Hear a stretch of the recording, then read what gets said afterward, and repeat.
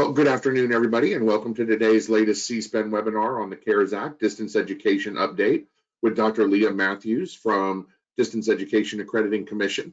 We'll start promptly here in about another 7 to 8 minutes. We do have a lot of information to cover today, both in terms of the CARES Act and the disruption that came about as a result of the pandemic, and hopefully your conversion and assistance that you may still want to take advantage of in that conversion with groups that are very familiar with and have been doing online education for quite a while.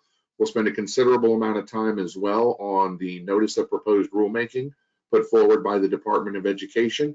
But for now, a couple of the quick reminders. We are taping this presentation. We do know that many of you might drop in a little later than normal because the department just announced that they're having a call of their own for higher education stakeholders at 2 o'clock. My information and resources say that'll probably go about 10 to 15 minutes, and I'll basically only share an update with you that they're continuing to work on assisting institutions on getting the student side of the education stabilization, higher education emergency relief funds out to institutions, and are working very diligently on guidance on the institutional side. But we'll talk about the NPRM and those other things. All of this is being recorded. We will also share all of the questions that you all provide to us. I'll monitor them and ask them of Dr. Mathews, and we will then post them and share them with all of you at a later point in time. We're happy that you are joining us. We have some 230 registrants and already 80 individuals on the line. So we'll start here in just a few minutes. Welcome, and we'll be back to you shortly.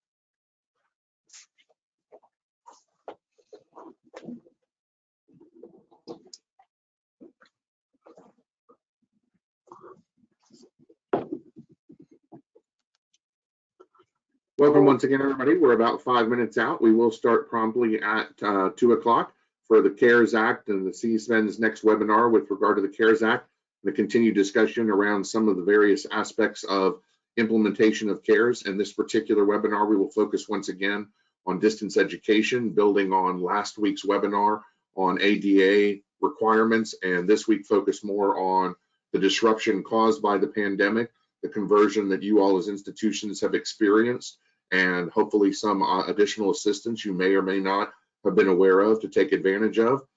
Discussion around the recently released Department of Education notice of proposed rulemaking on distance education with some key changes that, again, we want to share with everybody in our community, and then a little bit of conversation about what's to come and whether this is a tipping point in education now that a number of institutions are dipping their toe into the water of distance education, whether forced or otherwise, and what that might mean for the future of education. So we'll get started here in a few minutes. One more opportunity to collect your thoughts before we get started here in about another 5 minutes with the do's and don'ts, and then the introduction of Dr. Leah Mathews from the Distance Education Accrediting Commission. We'll talk to you very soon.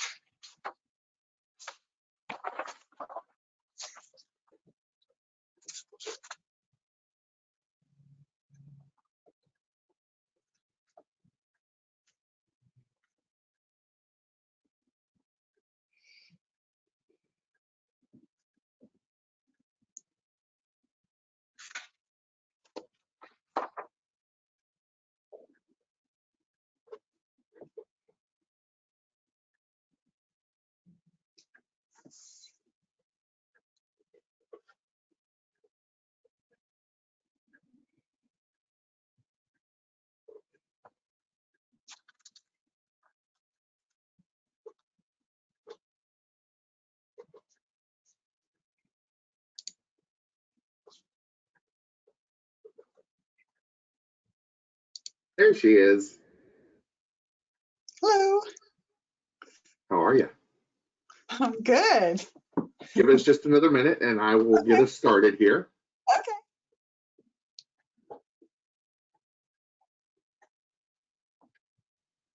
Number of registrants are rolling in.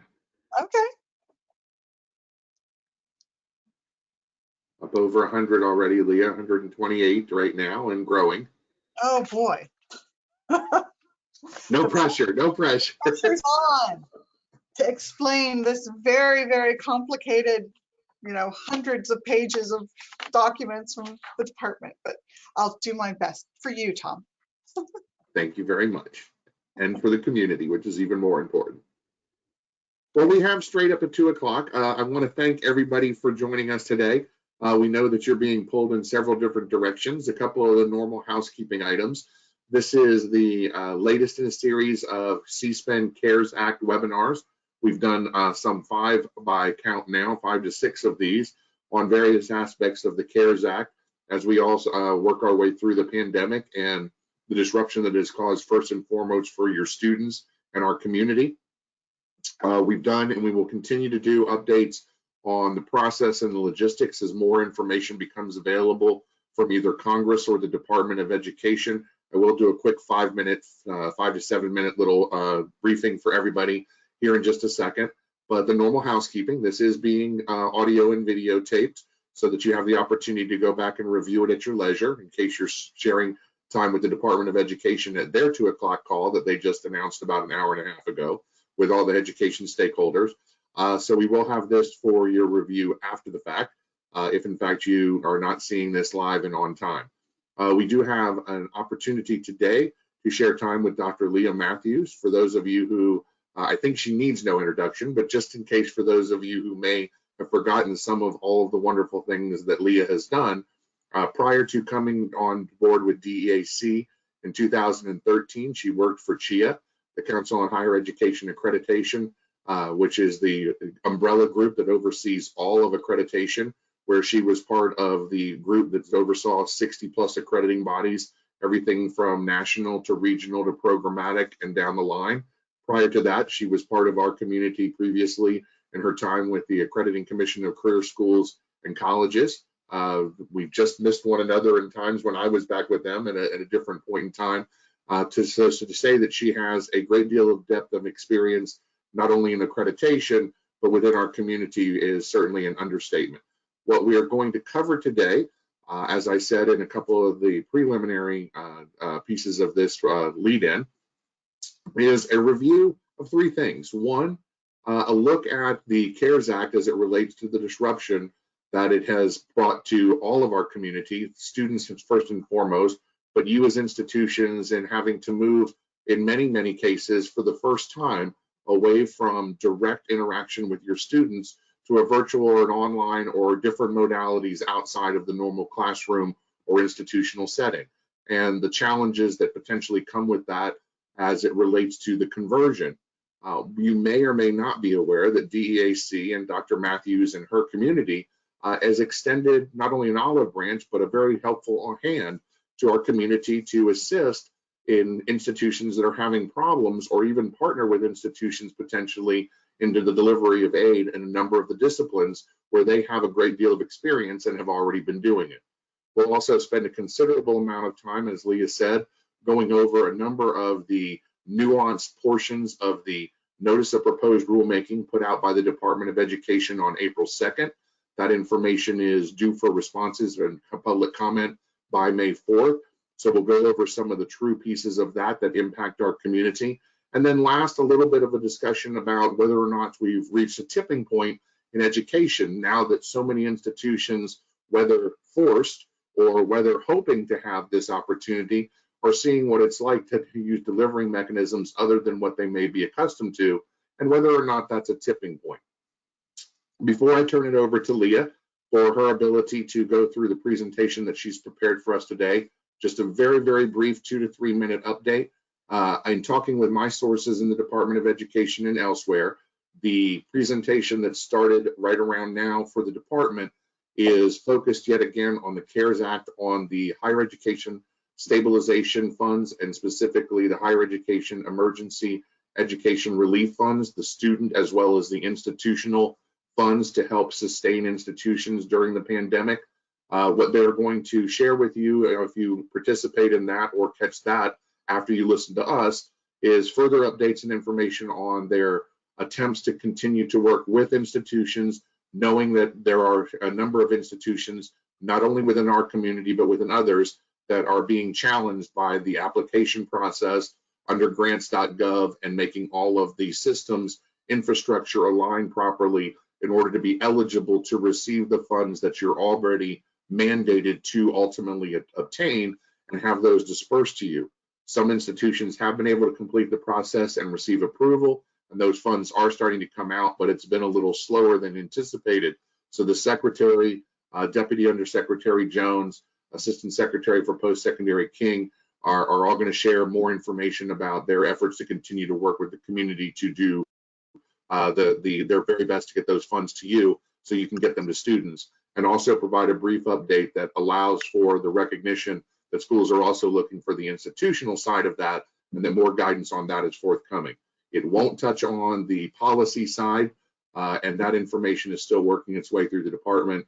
So a lot of the guidance we were hoping for on issues from everything R2T4 and the issues related to financial responsibility criterion, SAP, and so on it goes, is still a few days, if not a week or so or more away from us. So with that in mind, we do have time to look at other aspects, once again, of your transition and your movement into the areas of distance education or other modalities with Dr. Mathews. So Leah, with that, and probably taking a little longer, but within 5 minutes, a little bit of an overview. I now would love to turn it over to you.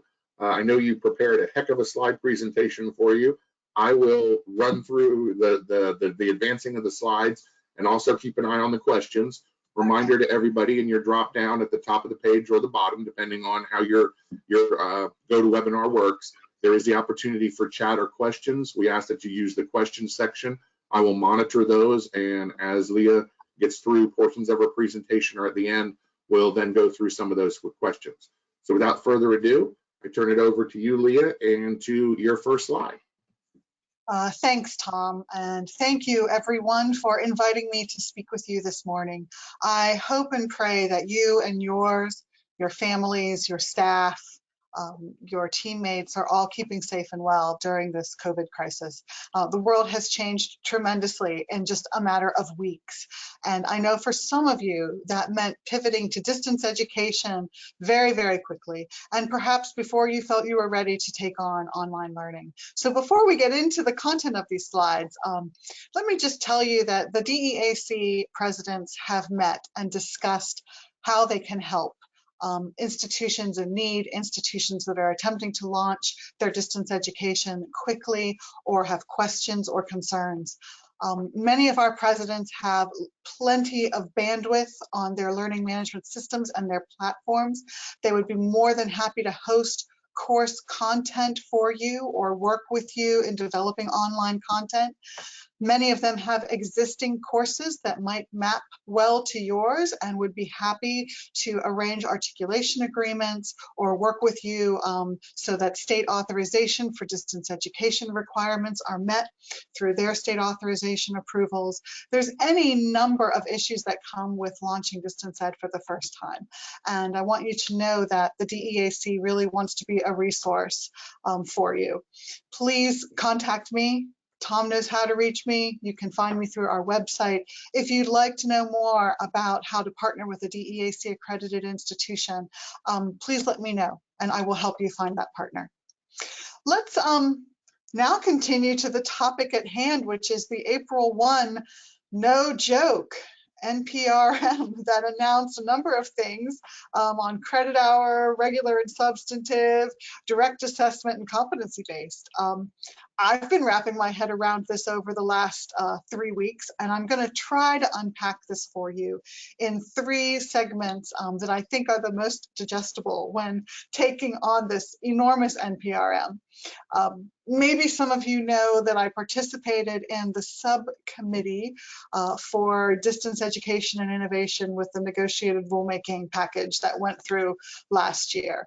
And honestly, subcommittee members and I thought that our long hours were for naught, that we were never going to see anything launched from those long discussions about regular and substantive interaction, and all of a sudden, April 1. So let's go through certain aspects of this NPRM. I'll do my best to answer your questions or turn you to people that can answer your questions if I'm not able to answer them.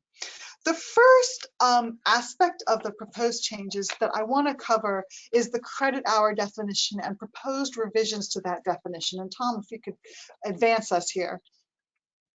So what I want to do is show you a side-by-side look at the credit hour definition changes.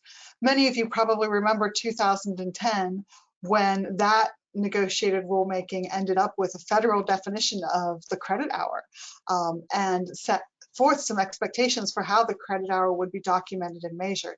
There's some important changes here that you should notice.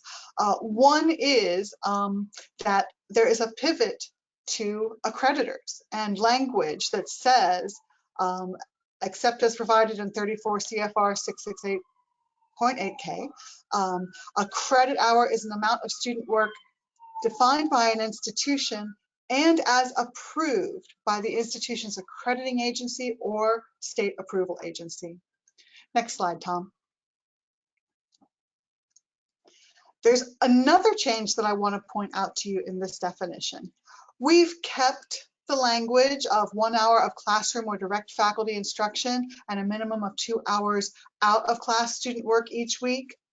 And we've kept at least an equivalent amount of work as required in paragraph 1 in this definition for academic activities as established by the institution.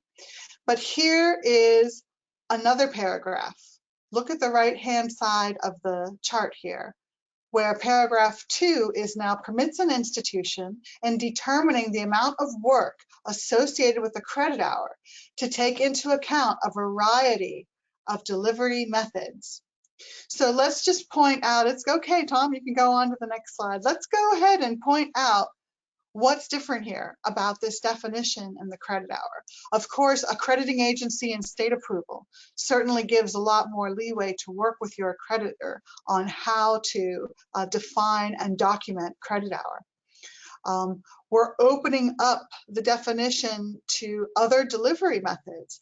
And so that's an important aspect as well, especially if you're looking at program design in maybe industry standards or developing new programs to work with businesses and business partners to meet their needs.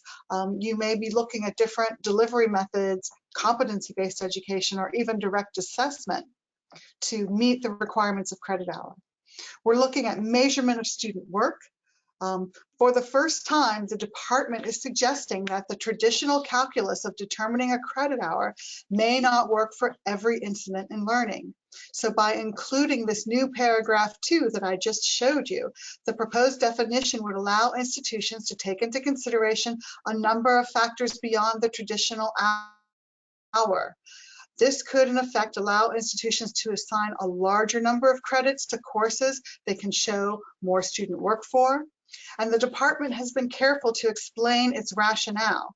It specifically calls out laboratory courses as examples of student learning experiences that often carry the same number of credit hours as non-laboratory courses, but usually require a greater number of hours of student work.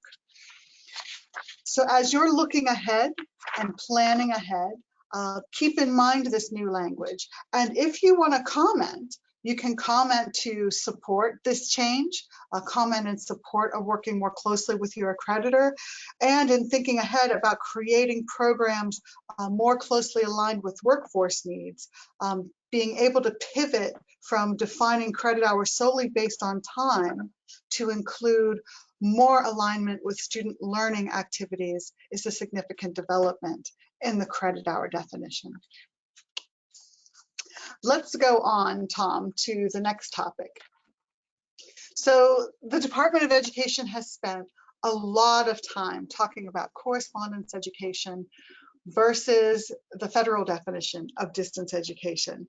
I didn't have a real handle on the impact of correspondence versus distance education until I read a blog post about a little school called St. Mary's in the Woods.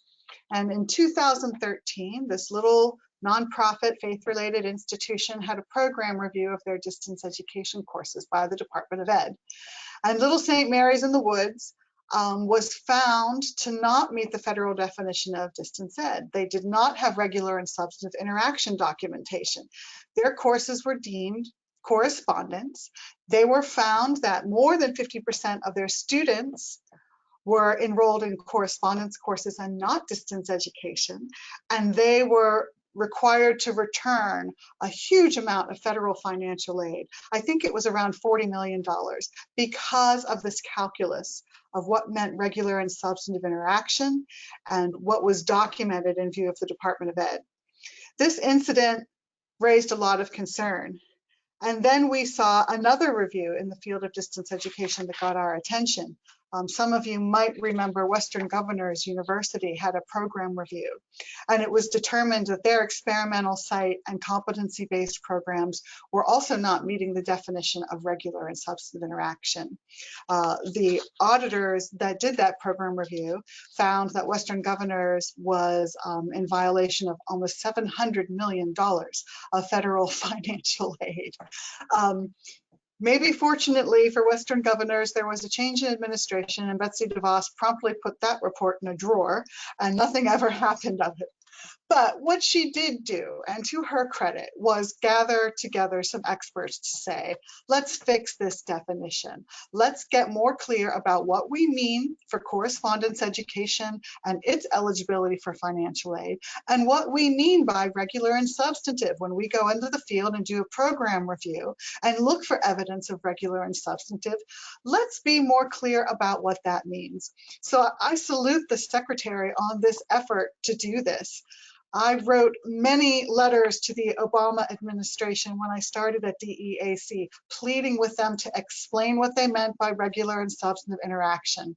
I joined with WCET, Online Learning Consortium, NC SARA, UPSEA, any number of groups with a vested interest in distance education, and we didn't receive a response to our requests. So I'm really glad to see that we finally had transparent conversation about this through negotiated rulemaking, and that we have some language before us about what the department is intending to define correspondence and regular and substantive.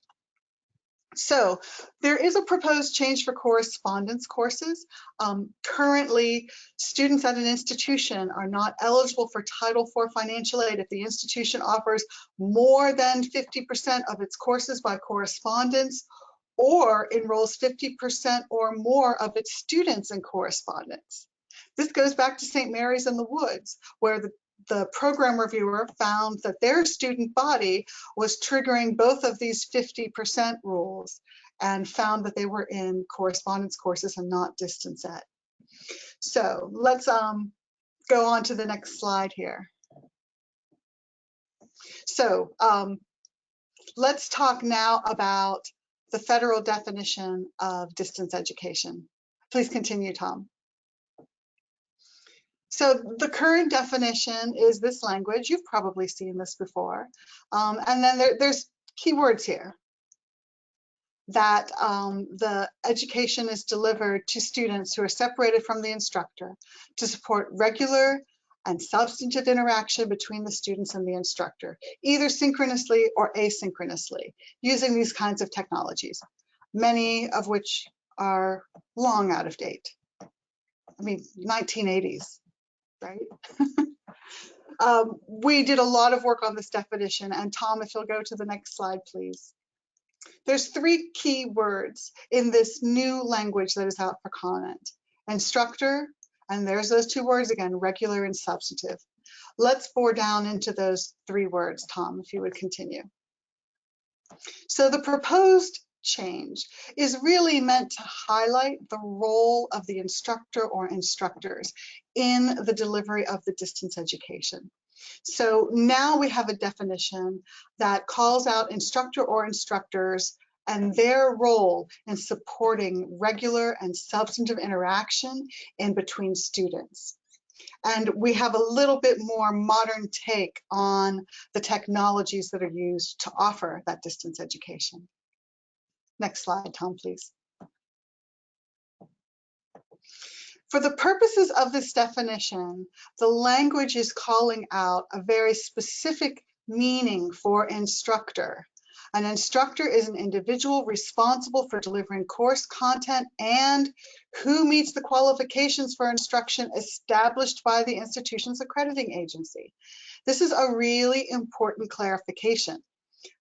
Pivoting again to the accreditors signals that there's a third-party review of the qualifications of those faculty, and that the faculty are qualified either by credential or experience or both in accordance with the accreditors' standards.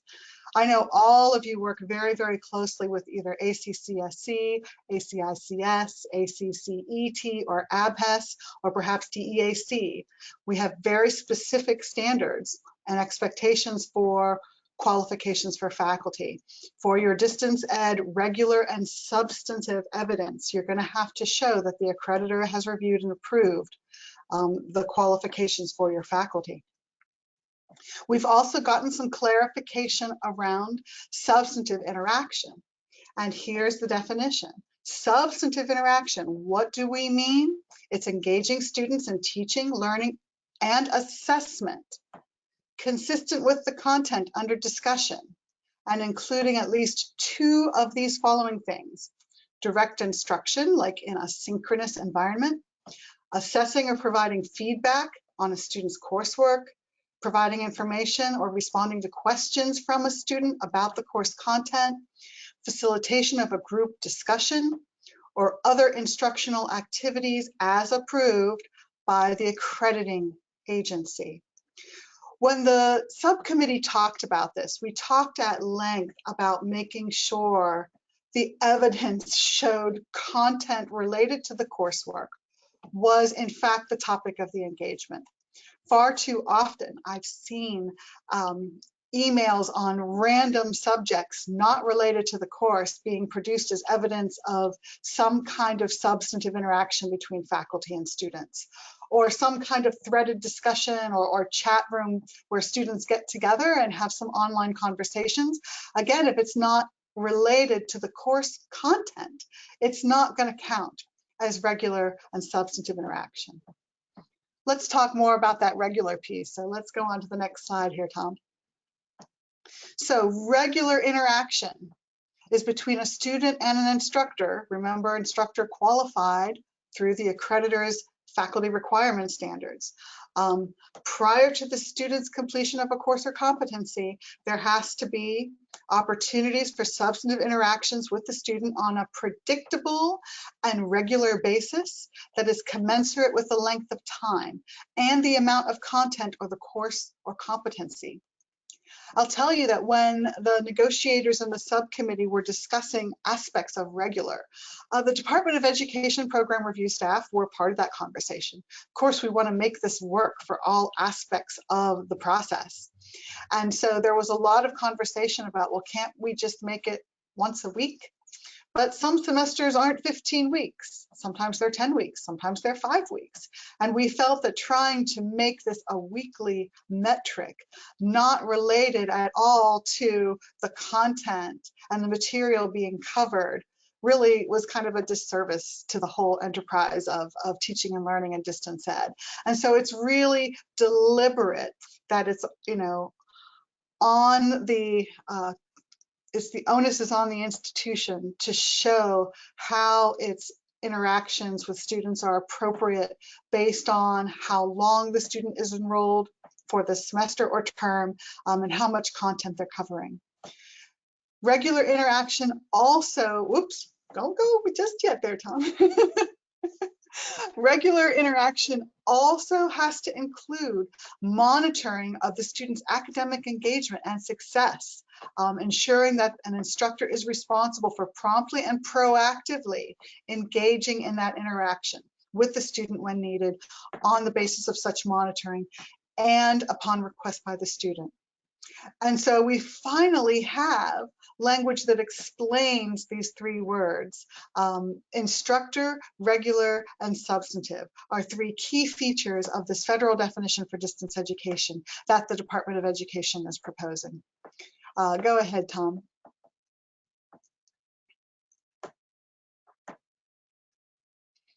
And finally, I want to talk with you a little bit about competency-based, direct assessment, and subscription-based programs.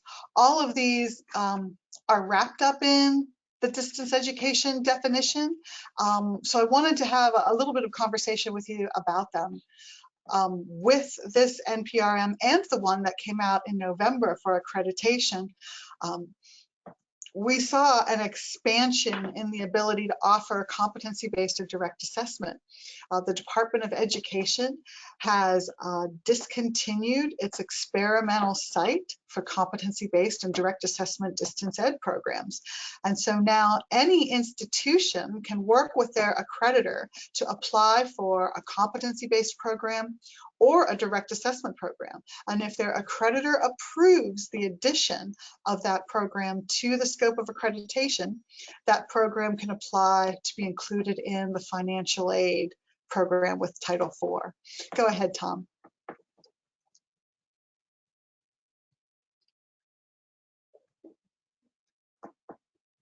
Oh, I don't have another slide here. I guess I don't. Excuse me. I thought I had one more thing that I wanted to say. Let's talk about subscription, and then I want to talk a little bit more about competency-based and direct assessment. So as part of this package of different things, you know, subscription has been something that has been implemented as part of the Department of Education's Experimental Sites Initiative. Institutions run by Walden, Capella, Western Governors again, Northern Arizona, offered, you know, programs on a subscription basis. However, the department is tweaking up this language where coursework in a subscription-based program is not required to begin or end with a specific time frame in term. Students in subscription-based programs must complete a cumulative number of credit hours during or following the end of each term before receiving subsequent disbursements of Title IV. So in essence, instead of running these kind of 6-month all-you-can-eat buffets, right? All you can study in 6 months. The Department of Education is making subscription-based programs much more flexible in terms of completing a cumulative number of credit hours during a segment of time that isn't necessarily fixed. I would like to know more about how this is rolled out. And I would maybe suggest that don't dive into this too quickly. I think we need to see how this is implemented and how program reviews unfold, because I think there's a lot of unknowns about how this is going to be reviewed within the context of federal financial aid program reviews. Please go on, Tom, to the next slide. So competency-based education, which, you know, I have to say I've always been a little confused as to why this is always conflated with distance education, because anything can be competency-based, and many of your programs are already squarely within, you know, a competency-based framework. So I think on-ground programs are just as eligible to demonstrate competency-based as online. Students' progress is done at a pace appropriate for their learning. The curriculum is built around competencies. Students have access to learning resources, including assistance from instructional staff and other resources that are directly aligned with those competencies. However, whoops, just go back 1 minute, Tom. Just notice that little asterisk, RSI required. Just remember, if you're contemplating a competency-based program, whether it's going to be you know, part of maybe your on-ground, on-campus offerings or a distance ed, you have to meet that regular and substantive interaction definition. Everything I just described above about qualified instructors in accordance with accrediting agency standards, the language around regular, the language around substantive has to be in place for CBE. Go ahead, Tom, and let's talk a little bit about direct assessment.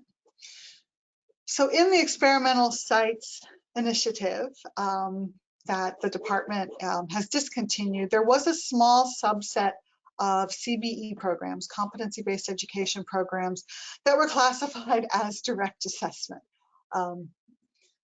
There can be other kind of framing descriptions of direct assessment in relation to competency-based. I like to look at direct assessment as kind of a subset of CBE. It's sort of a version of CBE. But direct assessment is not explicitly tied to credit hours as a default measure of learning. It often integrates prior learning assessment that is brought to the table and that the student brings to the program. There's a lot of evidence that has to be provided when you award credit for prior learning. There's an organization called CAEL, C-A-E-L, that has a lot of guidance on how to measure prior learning and assessment. But these types of programs really have to focus on proof of mastery of the content. There aren't very many of these that have worked their way through Title IV. Again, it's available. The language in the accreditation NPRM from November 1 does allow any accreditor to review and approve direct assessment programs since the pilot was discontinued. I would say at DEAC, we had a few of our Title IV schools look at competency-based and look at direct assessment. A few of them applied for the experimental sites. 2 of them were accepted. And then when they looked at the evidence of regular and substantive interaction, and they looked at some of the uncertainties around that, when they saw the results of some program reviews that were made public, they didn't implement them. In fact, they found they could implement them without Title IV, that there was enough demand by adult learners for competency-based programs that they ended up very successfully offering these programs, whether through business covering tuition assistance or students just paying, and mostly in the graduate level of coursework. So I think CBE and direct assessment present really good opportunities for learners. I think they're most effective in graduate study settings. DEAC has a lot of programs at certificate and associate degree levels that are not in Title IV, that are competency-based. And we know that first-time learners in associate degrees, for the first time in distance education, working at their own pace, they take a long time to finish. They need a lot of support, and they often have to take leaves of absence. So as you're kind of wrapping your head around what you might want to do and strategize next for distance education, and as you're looking at this language for regular and substantive, direct assessment, competency-based, there's a lot to think about and a lot to plan for. I would encourage you to work with Tom, and maybe CSPEN might want to send a joint letter of response and comment regarding this language. Feel free to use the commentary in these slides. I think that there's a lot of really good flexibility opportunities here for how teaching and learning can take place in your institutions. But at the end of the day, the documentation has to be met for your program review with the Department of Education and federal financial aid. I'll just end before we take some questions by saying, you know, with uncertainty about November and what might happen in the general election, I'm encouraging the EAC schools to just kind of keep the status quo for now. Rolling out direct assessment and competency-based programs and not really knowing what administration could be at the helm of program reviews is an unknown. I'd rather, frankly, not test right now. I think we're all doing really good work in distance education. I think for those of you launching distance education right now for the first time, getting regular and substantive interaction with qualified faculty is going to be plenty to work with over the coming months. Understand that eventually program reviews are going to start looking at distance education offered during this time and offered in response to COVID. And there has not been anything from the department to suggest that they're going to look at regular and substantive interaction requirements for distance education any differently. It would be really good if we got some guidance from the Department of Education about how they're going to treat these rapidly proliferating distance education courses and programs that are accessing Title IV and the application of the federal definition of distance ed. So Tom, I'd love to take some questions as best I can. I've been talking for about 30 minutes and tired of hearing myself. First of all, thank you, Leah. Again, a phenomenal amount of information to be covered. And again, you did it so effectively and so concisely. We are, just so if people are aware, we CSPEN are working with the community on the development of a response to the NPRM. A lot of the things that Leah highlighted are going to be part of our response, which, Leah, we already talked about. I'll share with you, and I want to make sure that we cover at least all the same things, maybe stated a little bit differently. That's an important part of this, is to make sure that we get a unified message, but maybe with a different voices all sharing the same, basically the same hymn. One of the things that we will be also focused on for the clock hour institutions, there's a portion of the changes in distance education that focus specifically on the clock hour learning environment that we're going to make sure that we touch on as well. It has to do with some of the cosmetology schools and a number of the clock hour institutions. I've been working with FAME and a couple of others on that, so it'll be included as well. One of the first questions we got was from another one of our wonderful members of the community, Dr. Wallace Pond, who's been a presenter for CSPEN as well. He first says, "Hey Leah," and then says, "What do you think? What do you think about the likelihood is that some of the recent loosening, quote unquote, of distance education requirements from ed might continue into the future? Regardless, how normal would things have to be before either ed or accreditors would go back to the previous standards?" Well, Wallace, that's a big question, and I think that's on everyone's mind. What I'm hearing is everybody wants to get through this spring term as best we can for students to deliver whatever content we possibly can through, end of May, early June, and kind of wrap up this term. And I think there's going to be a lot of flexibility and forgiveness around how we're operating distance education in this very, very short term of time. What I think is going to be very important going forward is calibrating over the summer, making better preparations for the fall and the launch of any continuing distance education if the COVID situation continues to impact higher education. And I'm hearing that we need to prepare for the fall, for a fall term of distance education. And so that's when you really need to take an assessment of where you are. If distance education hasn't been in your wheelhouse very long, really look at how you want to strengthen and make it more robust with an eye towards this language. And something that I didn't mention, and I don't mean to drift, Wallace, from your question, but I think the timing of this language is quite deliberate in its April 1 promulgation. I think the department has an eye towards getting this clarification around regular and substantive out into the community, so this can be implemented very quickly, perhaps over the summer and in the fall, so institutions have a clearer path than the existing definition for how to document the use of Title IV dollars towards financial aid.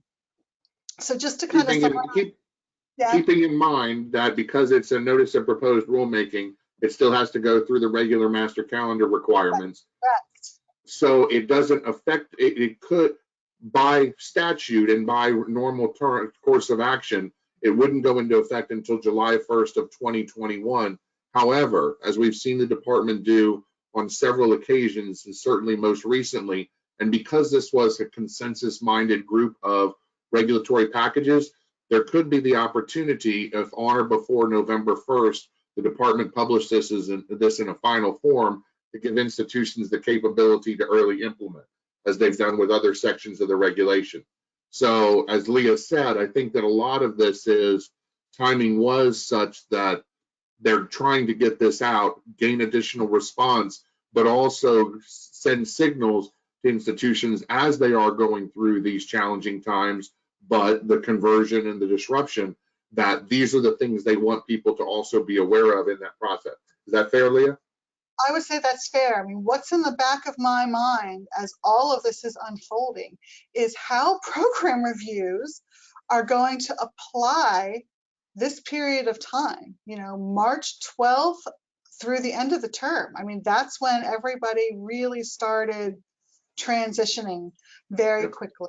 And so I would really love to see some guidance, and Tom, in your work, if your relationships that you have with the department that are really, really stellar, if there could be some guidance about what kinds of evidence and documents institutions need to produce for their program reviews for this period of time, I think could be a great service to schools.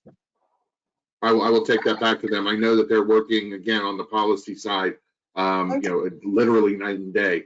They've got a lot to do with a few individuals that are responsible for it, and you were part of a lot of those individuals at the negotiating table. The next question, again along these same lines, continuing kind of in this thought process, what does all this mean for schools that have a significant enrollment of military students? Well, distance education is such a good fit for many people in the military, especially as they move from location to location. It doesn't disrupt their studies. I have heard conversations at the department that, you know, they don't want disruptions to active duty military that are using their benefit, or veterans who are using their GI Bill, that they should be able to continue in their studies, continue if it's distance education, and continue without interruption. You know, one of the rules that we're not covering today that was of great concern is the state authorization rule. And many institutions that are launching distance education right now need to start looking at state authorization of distance ed. If you're a non-degree granting school, there's no reciprocity agreement. You have to go individually, state by state, to make sure you have proper authorization for any students that are outside of your state. Because many of the schools on this call are already kind of regionally focused, you know, because you have students on ground there. They're probably very close into the community.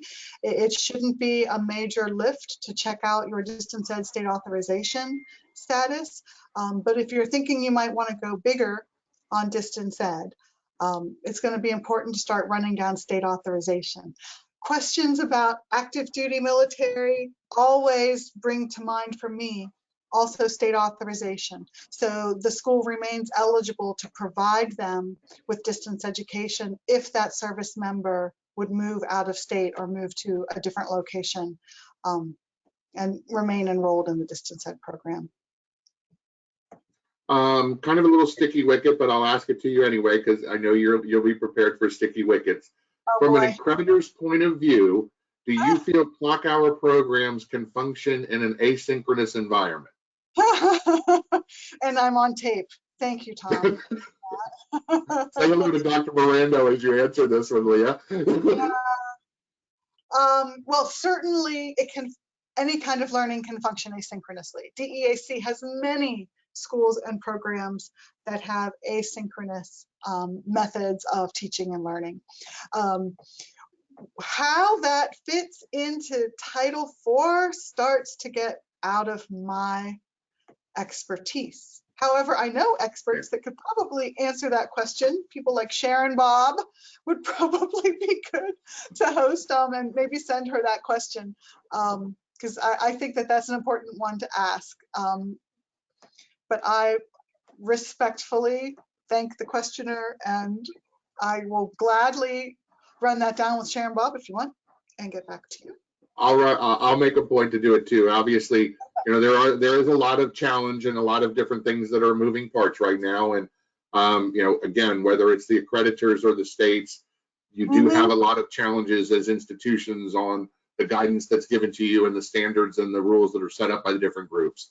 Yeah, and I think, you know, the department is interested in taking into account a variety of learning methods. They've made that clear in this NPRM, but I think that particular question needs a level of technical expertise. I'd love to punt to Sharon Bob. She'll thank you. Could you talk more about the Department of Education's ending of the competency-based trial under experimental sites? Schools can now work directly with their accreditor to gain approval for the distance ed programs and Title IV funding. Is this correct? Yes, that is correct. The Department of Education ended its experimental sites initiative. That experimental sites was launched in 2015, and it was canceled in late 2019. And so now any school can work with their accreditor on a competency-based or direct assessment program, get approval from their accreditor, and apply to the Department of Ed to include that program in their PPA. God save you, good luck in doing so. But you heard me right. There's a lot of coverage on Inside Higher Ed about the discontinuation of the experimental sites. I can forward that on to Tom if there's more interest. Thank you. Another important question. we enroll new students every 1 to 3 weeks, even through the summer, not the traditional semesters. Any indication on the outlook for those of us who are not traditional semester institutions as we look towards the future of distance education? I would say that there's a great opportunity for that going forward. Just for clarification, is this Title IV participating? Right, yes. right. And so, you know, you're keeping track of student academic progress. You know, you're monitoring these students in cohorts of where their start date is. Certainly, I think that there's opportunities here. And Tom, could you repeat the last end of that question for me one more time? Sure. It was basically just, you know, what do you think the outlook is for basically open enrollment institutions as opposed to those that are trimester? I think that what they're asking for is maybe an assessment of the short term, because they're stuck in it and they're living it obviously right now, but not only the short term, but the longer term. Oh, well, I think for how COVID is affecting the economy and potentially affecting enrollment patterns, it could be much more desirable to be able to have some flexibility in when you start than fixed semesters. You know, I'm hearing from some of our larger DEAC schools that, you know, have, you know, semester start dates in September and January, that students are showing a real reluctance to re-enroll for that kind of commitment. All right, because their financial situation is really insecure.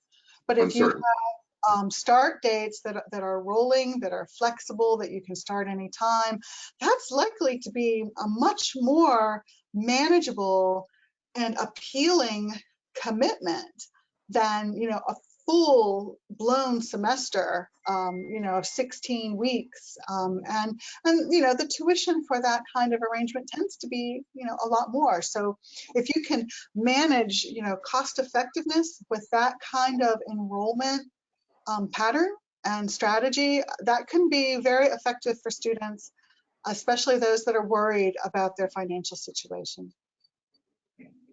Can you talk a little bit more about SARA and what schools should know about with regard to reciprocity? Okay, well, NC SARA is an organization of 49 states, except California. If you're in California, I'm sorry. The NC SARA board is trying to work with California to bring them into reciprocity. Institutions in California that enroll students are weary of going to 49 states to maintain their distance education state authorization. You know, NC SARA has over 3,000 members now. It might be the largest organization for higher education, potentially even surpassing ACE right now. It has proven to be a viable means of establishing your credibility and eligibility to enroll in 49 states. And of course, everybody has to go to California for separate review. I've been talking to the SARA board and their executive director about how we can support non-degree granting institutions. I think there should be the same opportunity for reciprocity among the state organizations that work with non-degree activities as there is for degree granting. I've had many of you come and ask me about this. I think it's a next important step for SARA to consider. And I've also talked with folks at NASAPS about how we might work more collaboratively with their organization to identify reciprocity among non-degree. If you're, you know, if you're a non-degree distance education institution, you have to go to every state to get approval, or you could run into major hot water with an attorney general, and you don't want to do that.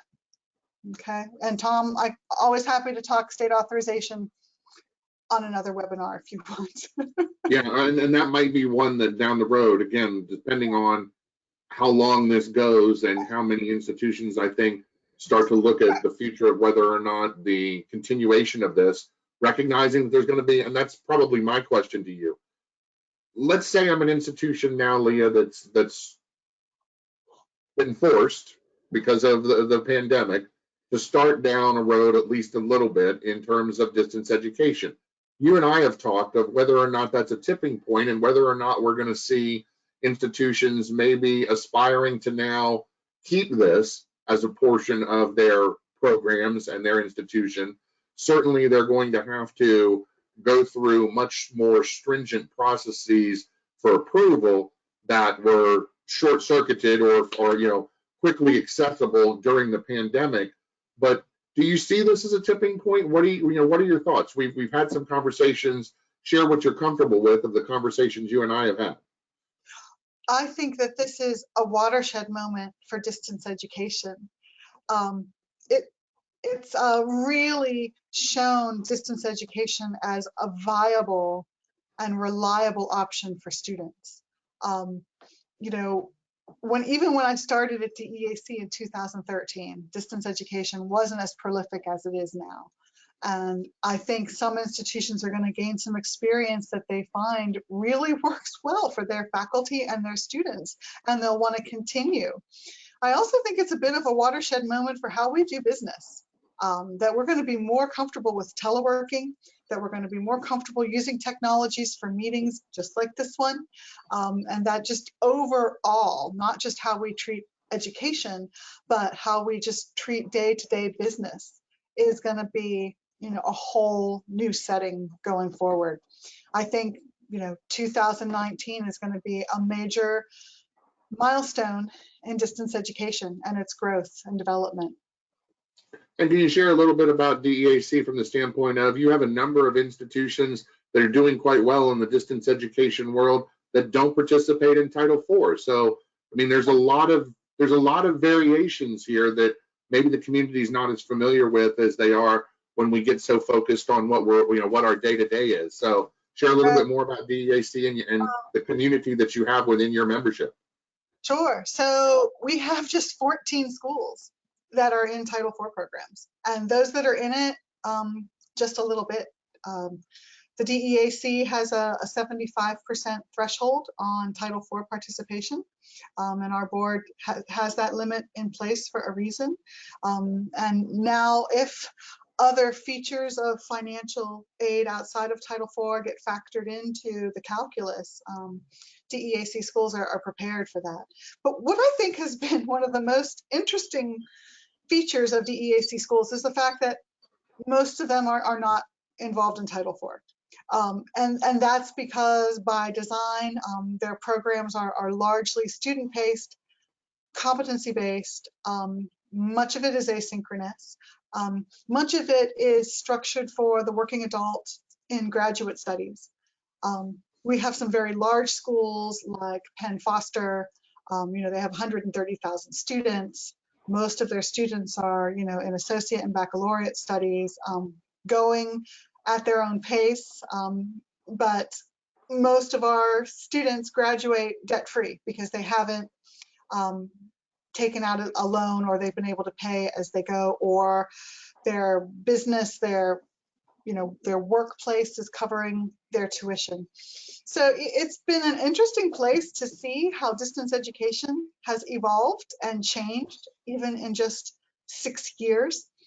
Most of our applicants are coming to us with a unique graduate program that is filling some kind of industry need or standard.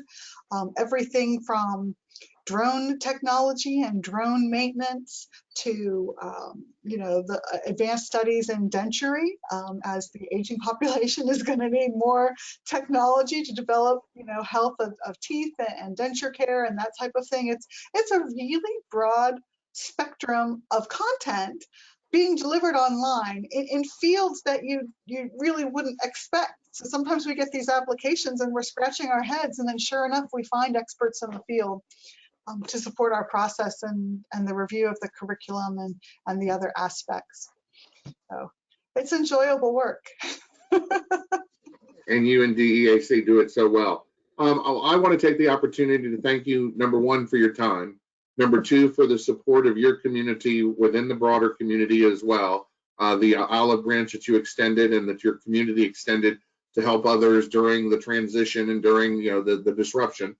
Certainly, if anybody needs the opportunity to reach out to Leah, reach out to me directly, or if you want to give them your email address, Leah, I will share that with them as well. Several people have asked about the slides, and we will be putting the slides up on the CSPEN website. But if you shoot me an email, I'm assuming, Leah, I can share these with everybody. Oh, please go ahead. And if there's one takeaway, it's really pay attention to this definition and this language as you're launching distance ed. Even if your accreditor is not looking carefully at regular and substantive interaction, please make sure you're preparing eventually for that program review that will want to see this evidence in place for your Title IV students in distance education. I couldn't have said it better myself. A reminder to everybody that we will have the next CARES Act webinar on Thursday. I know many of you have spent portions of your Easter weekend and all of last week working through the efforts to try and align all of the various different verifications and passwords and submission requirements for the student side of the higher education emergency relief funds. We will be doing a step-by-step walkthrough of that process for you on Thursday with information from individuals that have helped walk me through that entire process, some of the tricks to the trade, and some of the rebooting that you will have to do in order to make the process and the steps actually work a little easier. So we'll have some new information for you and helping you to continue to submit your applications on the student side. If there's anything new coming out of the department, we anticipate there might be some new information on Thursday or Friday of this week. Once again, on the funding side, not on the policy side. That's going to take a little while longer before we see, unfortunately, those pieces of the guidance. But the reality is that's because they're working so hard to make sure that what they put forward, as soon as they put forward, is information that they can stick by and hold on to for quite some time. It might even come in the version of interim final rule, as opposed to just sub-regulatory guidance in the form of an electronic announcement, so that it'll hold weight and carry the same weight in the future, a year or 2 years from now, as it does when they put it forward right now.